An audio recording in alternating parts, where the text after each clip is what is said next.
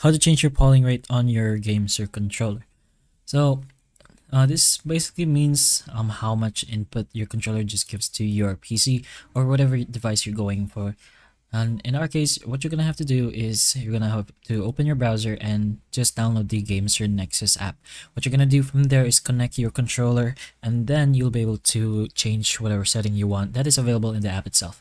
So open up the website, and then it's gonna look something like this. And you're gonna note that the GameSir Nexus is dedicated software for G7, G7 SE, which is the one we're looking for, G7 HE, and then so on.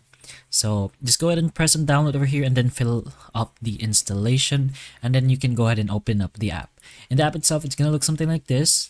In your first profile or in the GameSir G7 SE controller, you're gonna have to navigate here to the report rate. Now you can choose from the 250, 500, or the 1000 hertz, and then pretty much depends on what you prefer, and then just go ahead and choose, and it should automatically save as well. If there's a save option, you should just go ahead and confirm it, of course, but that's pretty much how you can change your power rate on your GameSir controller. So hopefully the information of this video can help you, and if it can, please like and subscribe for more videos like this, and that's all.